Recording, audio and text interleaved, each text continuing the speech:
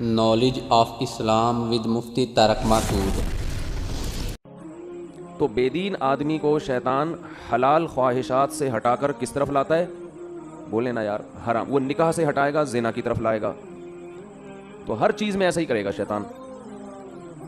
دیندار آدمی کو، جو دین کو فالو کر رہا ہے، دین پہ چلنا چاہتا ہے، اسے شیطان سنت سے ہٹا کے متبادل راستہ بدعت والا دے گا، یا وہ بدعت نہ بھی ہو لیکن وہ سنت جیسی اس میں روحانیت نہیں ہوگی، ایسا راستہ دے گا شیطان اس کو۔ سمجھ میں میرا خیال آ رہی ہے بات؟ تھوڑی کہ ہمیشہ سمجھ میں نہ آئے، کبھی کبھی آتی بھی ہے۔ تو وہ ہمیشہ ایسا راستہ دے گا جو یا تو بدعت ہوگا وہ راستہ، یا اس میں بدعت نہ بھی ہو تو کم از کم جو سنت میں روحانیت تھی وہ اس راستے میں نہیں ہوگی۔ دعا کے معاملے میں بھی شیطان نے یہی کام کیا ہے۔ آدم علیہ السلام سے لے کے ہمارے نبی صلی اللہ علیہ وسلم تک جتنے پیغمبر آئے، پھر آج تک جتنے بڑے بڑے علماء، صلحاء، اولیاء، وہ اپنے تمام کاموں میں دعا کو بہت زیادہ فوکس کیا کرتے تھے کہ ہاتھ اٹھا کے اللہ سے گڑ گڑا کے دعا مانگی جائے۔ شیطان نے کیا کیا؟ دعاؤں سے ہٹا کے لوگوں کو وظیفوں پہ لگا دیا۔ میں نہیں کہہ رہا وظیفے حرام ہے، ناجائز ہے، وہ روحانیت بولو اتنی دفعہ یہ پڑھ لو، اتنی دفعہ یہ پڑھ لو تو یہ ہو جائے گا، اتنی دفعہ یہ کر لو تو یہ ہو جائے گا، یوں کر کے پڑھ لو گے تو ایسے کام ہو جائے گا، یوں کرو گے تو 4 ہو جائیں گی، اس طرح کرو گے تو 3 ہوں گی۔ شادیوں کی بات نہیں کر رہا، کچھ اور۔ اب آپ لوگ آٹومیٹک ہو گئے، اب شادی کا لفظ زبان سے نکالنے کی ضرورت ہے ہی نہیں۔ اب یہ مثال ہو گئی ہے، کسی نے کسی بھوکے سے پوچھا 2 اور 2 کتنے ہوتے ہیں؟ کہتے 4 روٹیاں ہوتی ہیں۔ تو وظیفے یہ پڑھ لو تو یوں ہو جائے گا، یوں کر لو تو یوں ہو جائے گا، ایسا کر لو تو یوں ہو جائے گا، 636.3 دفعہ پڑھو گے تو یہ والا کام ہوگا۔ رسالے چھپ رہے ہیں، یہ پہلے میں تو اس موضوع پر بہت بیان کرتا تھا، بہت عرصے سے میں نے یہ موضوع چھوڑ دیا تھا، لیکن نئے نئے لوگ بھی آتے ہیں، اس لیے میں نے سوچا کہ آج میں اس پرانے مردے کو دوبارہ اکھیڑوں گا، دوبارہ کھڑا کروں گا اس پرانے ٹاپک کو۔ تو زیادہ زور دعاؤں کے بجائے کس پر ہے؟ وظیفوں پہ۔ نظر آتے ہیں لوگ، کوئی فجر کے بعد بیٹھے ہوئے اللہ اللہ کر رہے، آدمی کہتے ہیں یار ماشاءاللہ ابھی قیامت قریب نہیں ہے، اتنے نیک لوگ دنیا میں ہیں جو اللہ کو راضی کرنے کے لیے اللہ کا نام لیتے ہیں۔ جب آپ تہ میں جاؤ گے تو پتہ چلے گا کسی نے یہ وظیفہ بتایا ہے، اتنی دفعہ یہ پڑھو، فلاں کام کے لیے بتایا ہے۔ جیسے ہی کام ہوگا یہ بندہ مارکیٹ سے شارٹ ہو جائے گا۔ اللہ اور بندے کا جو تعلق ہے نا، اللہ یہ قائم کرنا چاہتے ہیں۔ اسلام کا حاصل کیا ہے؟ خلاصہ کیا ہے؟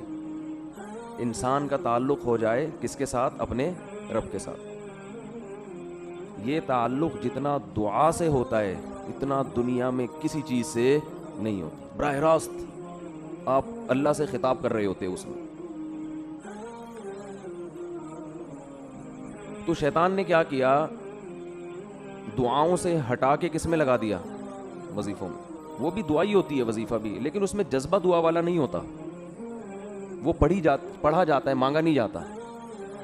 کہتے ہیں کتنا وظیفہ پڑھ لیا، دعا میں یہ نہیں کہتے کتنی پڑھ لی، کتنی مانگ لی، یہ بہت بڑا فرق ہے۔ اور کمال کی بات ہے، قرآن و سنت میں جو پیغمبروں کی دعائیں ہیں ان کو بھی ہم نے وظیفے بنا کے پڑھنا شروع کر دیا ہے، وہ بھی مانگی نہیں جا رہی۔ یونس علیہ السلام اللہ کی اجازت کے بغیر اپنی قوم کو چھوڑ کے نکل گئے، اللہ کی طرف سے آپ کو تنبیہ ہوئی، سمندر میں ڈالے گئے، مچھلی نے آپ کو نگل لیا۔ تو اب وہاں یونس علیہ السلام نے مچھلی کے پیٹ میں بیٹھ کر لا الہ الا انت سبحانک انی کنت من الظالمین یہ دعا مانگی تھی، جس کے یہ الفاظ تھے، یہ دعا تھی، اے اللہ تیرے سوا کوئی عبادت کے لائق نہیں ہے، سبحانکا تو ہر عیب سے پاک ہے۔ کیا مطلب؟ میرے ساتھ جو یہ کچھ ہو رہا ہے یہ تیرا قصور نہیں ہے، کیونکہ تو ہر عیب سے پاک، یہ تو نے غلط نہیں کیا۔ انی کنت من الظالمین، میں ہی کیا ہوں؟ میں ہی غلط ہوں، مجھ سے ہی غلطی ہوئی ہے۔ تو یہ الفاظ میں کیا کہنا چاہ رہے ہیں کہ میری غلطی کو معاف کر دے، یعنی بزبان حال یہ میسج تھا نا, یہ چھپی ہوئی دعا ہے اس کے اندر کہ اے اللہ تو ہر عیب سے پاک ہے, تو نے ظلم نہیں کیا, غلطی کس کی ہے؟ میری ہے, میں اپنی غلطی کا اعتراف کرتا ہوں. کیا مطلب؟ مجھے اس مصیبت سے نکال دے.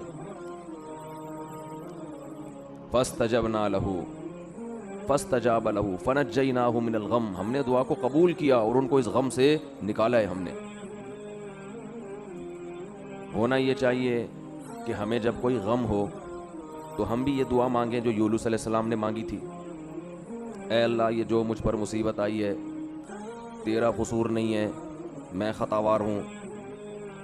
یہی دعا پڑھنی چاہیے نا, مانگنی چاہیے. دیکھو میرے منہ سے بھی پڑھنی نکل رہا ہے, لیکن ہم یہ دعا جو ہے نا لا الہ الا انت والی, یہ دعا مانگتے نہیں ہیں بلکہ پڑھتے ہیں 101 دفعہ, 1,00,000 دفعہ, 345 دفعہ. سمجھ میں آ رہی ہے بات؟ یہ مانگی نہیں جاتی بلکہ کیا کی جاتی ہے؟ پڑھی جاتی ہے. جب پڑھی جاتی ہے تو مخصوص دانوں پہ ایک خاص مقدار کو مکمل کرنا ہوتا ہے. اس میں یہ جذبہ ہی نہیں ہوتا کہ مجھ سے کوئی غلطی ہوئی ہے, تجھ سے نہیں ہوئی ہے, مجھ سے ہوئی ہے, میں اس غلطی کی تلافی کرتا ہوں, آئندہ نہیں کروں گا. ایسا کسی کی کھوپڑی میں تصور بھی, بول دے کیوں نہیں بھائی, نہیں ہوتا.